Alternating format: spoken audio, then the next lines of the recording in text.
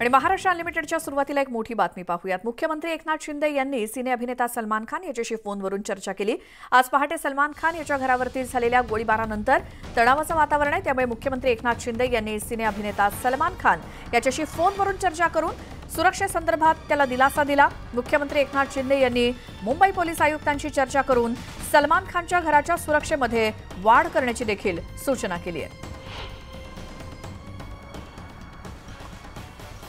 आता तर याचं सीसीटीव्ही फुटेज समोर आलंय। पहाटे 5च्या सुमारास 2 अज्ञात व्यक्ती दिसतायत सलमान खानच्या घराबाहेर आणि त्यांनी 6 राऊंड फायर केल्याची माहिती मिळते आणि त्यानंतर मुख्यमंत्री एकनाथ शिंदे यांनी अभिनेता सलमान खानशी फोनवरून संपर्क साधला।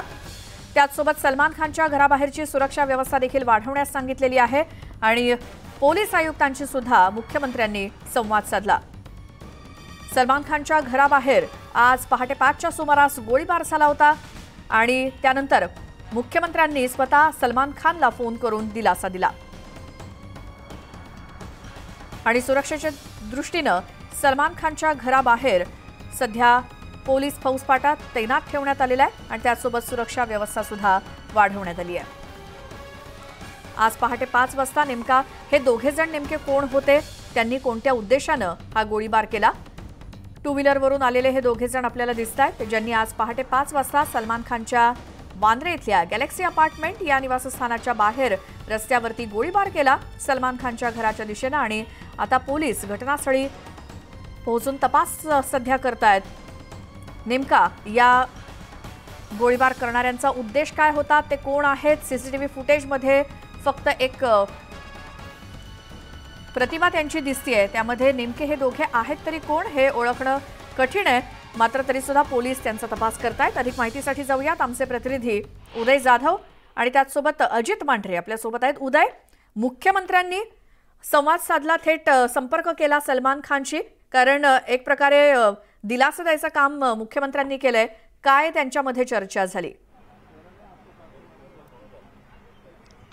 श्वेता, आपण पाहतो की आज पहाटे सिने अभिनेते सलमान खान यांच्या वांद्रे येथील निवासस्थानी अज्ञात इसमांनी गोळीबार केलेला आहे, त्यामुळे काहीसं तणावाचं वातावरण आहे। त्यामुळे कायदा सुव्यवस्थेचा प्रश्न जो आहे तो निर्माण होतोय का, असा प्रश्न विरोधी पक्ष जे ते उपस्थित करताना पाहायला मिळतात। त्यामुळे मुख्यमंत्री एकनाथ शिंदे यांनी तात्काळ सिने अभिनेते सलमान खान यांच्याशी फोनवरून चर्चा केली आणि त्यांना सुरक्षेसंदर्भात दिलासा देखील दिलेला आहे। त्याचबरोबर मुख्यमंत्री एकनाथ शिंदे यांनी मुंबई पोलीस आयुक्त यांच्याशी देखील चर्चा केलेली आहे आणि अभिनेता सलमान खान यांच्या सुरक्षेमध्ये वाढ करण्याच्या सूचना देखील दिलेल्या आहेत। त्यामुळे कुठल्याही तणावाचं वातावरण निर्माण होऊ नये आणि कायदा सुव्यवस्था जी आहे ती चोख राहावी, या दृष्टिकोनातून मुख्यमंत्री एकनाथ शिंदे यांनी स्वतःहून मुंबई पोलीस आयुक्त आणि सिने अभिनेते सलमान खान यांना देखील फोन केलेला आहे। सिने अभिनेता सलमान खान यांच्याशी फोनवरून चर्चा करताना त्यांना पूर्णपणे दिलासा दिलेला आहे आणि मुंबई पोलिसांवरती विश्वास असल्याचं देखील सलमान खान यांनी सांगितलेलं आहे। त्यामुळे कुठेही तणावाचं वातावरण यापुढे नसणार असं देखील सलमान खान यांनी सांगितलं। त्यांच्या पूर्ण कुटुंबियांची देखील खान कुटुंबियांची देखील सुरक्षा व्यवस्था जी आहे ती ठेवण्यात येणार असल्याचं सांगण्यात येत आहे। बिलकुल उदयने, आता आपण जाऊयात अजित मांढरे आपले प्रतिनिधी आपल्या सोबत आहेत। अजित, आज पहाटे हा सगळा प्रकार घडल्यानंतर स्पॉटवरती पोलीस अगदी पहाटेपासूनच आहेत, तर आता पुढे काय अपडेट समोर येत आहेत? श्वेता, साधारणपणे 4:35 पहाटे ते 4:40 या 5 मिनिटांच्या दरम्यान ही संपूर्ण घटना घडलेली आहे। सलमान खानचं घर आहे गॅलेक्सी अपार्टमेंट, इथं मोठ्या प्रमाणात पोलीस बंदोबस्त जो आहे तो वाढवला गेलेला आहे आणि 2 अज्ञात इसम आले होते, बाईकवर आले होते। एकाने पांढरा शर्ट घातला होता, एकाने काळा टी शर्ट घातला होता, दोघांनी हेल्मेट घातलं होतं, स्वतःची ओळख जी होती त्यांनी लपवली होती। या सगळ्या भागामध्ये इथं आपण जर पाहिलं उजव्या बाजूने ही गाडी आली होती, इथे थांबले, ते फायर केले, सलमान खानची गॅलरी जी आहे त्या गॅलरीवर फायर केली आणि सरळ इथे पुढे निघून गेले संपूर्ण बांद्रा स्टेशनच्या दिशेने।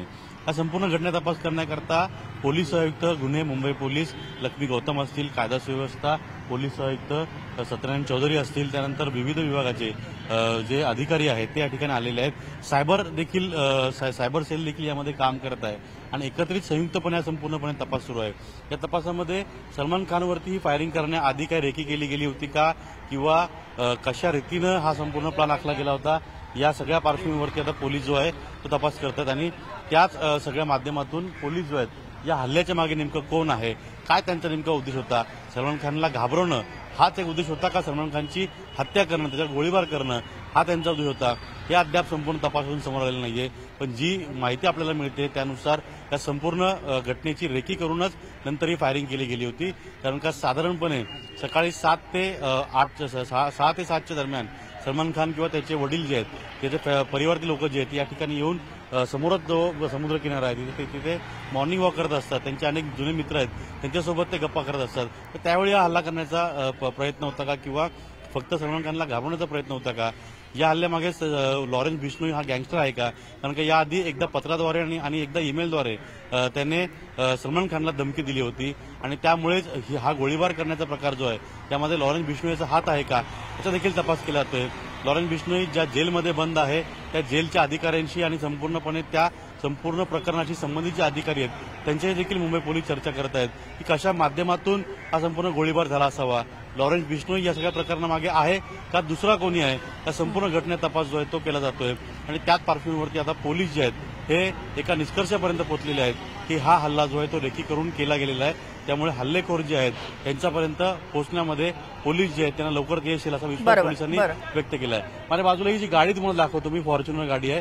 ही फॉर्च्युनर गाडी, याच गाडीतून थोड्या वेळापूर्वी युवासेनेचे जे पदाधिकारी आहेत राहुल कनाल ते आले होते आणि त्यांनी आतमध्ये जाऊन ते सलमान खानचे फार जुने मित्र आहेत आणि त्यांच्या फोनच्या माध्यमातून मुख्यमंत्री एकनाथ शिंदे यांनी सलमान खान आणि त्यांच्या संपूर्ण परिवाराची, विशेष करून सलमान खानचे वडील जे आहेत सलीम खान यांच्याशी जवळपास 15 मिनिटं चर्चा केलेली आहे. ही संपूर्ण घटना राज्य सरकारने गंभीरतेने घेतलेली आहे. याआधी देखील ज्या घटना घडल्या होत्या त्यानुसार सलमान खानला पोलीस बंदोबस्त जो तो दिला गेला होता. आता सलमान खानला विशेष पोलीस बंदोबस्त दिला जाईल. या पार्श्वभूमीवरती तुम्ही निश्चिंत राहा, तुमच्या पाठीशी पूर्णपणे सरकार आहे असं एक दिलासा जो आहे तो मुख्यमंत्र्यांनी संपूर्णपणे खान परिवाराला दिला आहे. अजित आणि उदय दोघांचेही धन्यवाद दिलेल्या सगळ्या माहितीसाठी.